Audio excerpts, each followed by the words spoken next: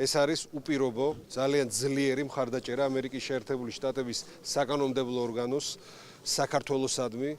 მათ აქვთ ვალდებულების განცდა საქართველოს უსაფრთხოებისადმი და სწორედ ამიტომ მიმართეთ სახელმწიფო მდივანს ასეთი მოთხოვნით, რომ საქართველოსთვის მეპის მიცემის საკითხში კონდეს ურყევი, ძლიერი და ლიდერის პოზიცია ამერიკის შეერთებულ შტატებში. ჩვენ პრემიერ-მინისტრს ჰქონდა შეხვედრები კონგრესმენებთან, სენატორებთან მიუნხენის კონფერენციაზე და ვიცოდით, რომ ანალოგიური მხარდაჭერა მზადდებოდა. ეს არის მისასალმებელი და მე ვიტყვი, რომ ეს კიდევ უფრო მეტ პასუხისმგებლობას ჩვენს გვაკისრებს, რომ ეს პროცესი სრული ინტეგრაციის ევროატლანტიკურ გზაზე გავიაროთ ძალიან ღირსეულად და კიდევ ერთხელ ვიტყვი, ჩვენი ჯარის მზადყოფნა, ესე იგი ჯარის და ნატოს ქვეყნების ჯარების ურთიერთქმედების მაღალი დონე არის ამის დასტური.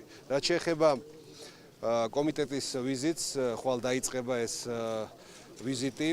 ძალიან მნიშვნელოვანი არის იმით, რომ შეფასდება ჩვენი სამხედრო რეფორმირების სტრატეგია, შეფასდება ის ნაბიჯები, რაც გადადგა საქართველოს ბოლო წელიწად-ნახევრის განმავლობაში და მე დიდი იმედი მაქვს და ფრთხილი ოპტიმიზმი, რომ შეფასებები იქნება უმაღლესი, იმიტომ რომ ეს პირველი შემთხვევა არ არის, როდესაც ნატოსგან შეფასებები კეთდება ბოლო წლების განმავლობაში და ყოველთვის ვიღებთ მაღალ კვალიფიციურ არა მარტო შეფასებას, არამედ მხარდაჭერასაც. ნატოს კომიტეტი, სამხედრო კომიტეტი არ არის პოლიტიკური ორგანო, ის არ იღებს გადაწყვეტილებას გაფართოებასთან დაკავშირებით, მაგრამ ყველას კარგად გვესმის, რომ მათ შეფასება იქნება დიდი ფაქტორი, რომელიც გადაწყვეტავს მომდევნო სამიტზე ჩვენი ასე თქვა ჩვენთან დაკავშირებული საკითხის გადაწყვეტა. ერთი არის ვაკეთებ საქმე და კარგად აკეთებ საქმე, მეორეა ის ხალხი, ვინც ამას აფასებს. ასე რომ ჩვენ გაგვიმართლა ნამდვილად სწორად დაფასებენ ჩვენ გაკეთებულ გადადგმულ ნაბიჯებს და კარგი არის რომ რაც უფრო მეტი მხარდამჭერი